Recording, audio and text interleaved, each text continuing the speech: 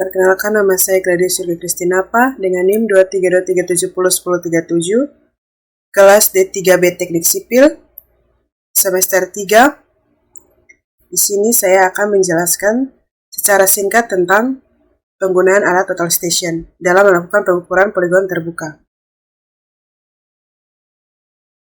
Total station adalah alat survei elektronik yang menggabungkan fungsi theodolit atau pengukuran sudut dan EDM atau Electronic Distance Measurement dalam satu perangkat. Alat ini digunakan untuk mengukur jarak, sudut horizontal dan vertikal, serta ketinggian suatu titik dengan tingkat akurasi yang tinggi. Pada praktikum kali ini, di mana kami melakukan pengukuran poligon terbuka, di mana poligon terbuka sendiri adalah sebuah rancangan jalur pengukuran sudut dan jarak yang tidak membentuk sebuah lingkaran tertutup. Berbeda dengan poligon tertutup, di mana titik awal dan akhir pengukuran adalah sama, pada poligon terbuka, titik awal dan akhir pengukuran berbeda.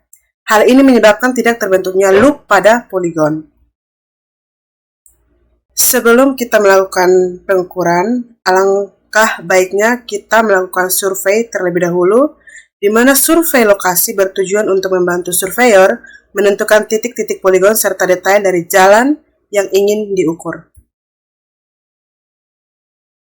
Kita masuk pada pengukuran, di mana langkah awal pengukuran yaitu kita menentukan titik-titik poligon. Setelah kita melakukan survei, kita telah menentukan titik-titik poligon mana yang ingin kita ukur, serta detail-detail mana yang ingin kita ambil. Setelah itu, langkah yang berikut, kita menggunakan alat GPS untuk menentukan titik koordinat dari titik P1. Langkah berikut, kita mendirikan total station pada titik P1, lalu kita lakukan centering dan mendatarkan total station.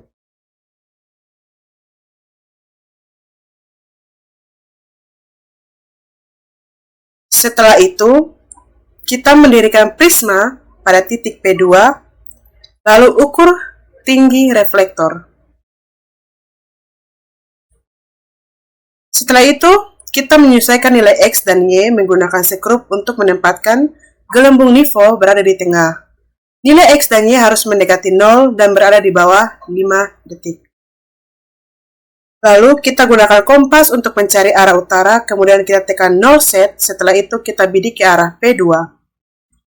Lalu tekan menu dan tekan data collect, kemudian masukkan nama file, setelah itu enter, lalu kita tekan menu OCC atau Occupy, lalu kita input nama titik, ID, serta tinggi alat, lalu tekan on chess.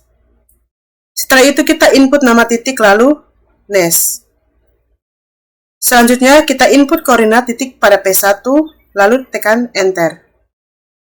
Kemudian tekan tombol recording untuk simpan kembali ke menu awal. Kemudian kita tekan menu backside, lalu input nama titik, record, tinggi reflektor, lalu kita tekan BS. Kemudian kita masukkan nama titik, lalu tekan NE atau AZ. Kemudian kita mulai pengukuran situasi dengan membidik ke arah prisma, kemudian tekan AL.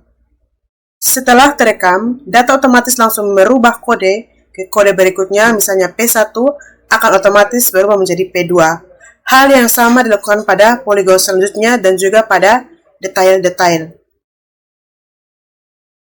Setelah data-data yang telah kita ambil saat pengukuran kita catat, lalu langkah berikut adalah kita melakukan penggambaran menggunakan aplikasi atau Microsoft Civil 3D.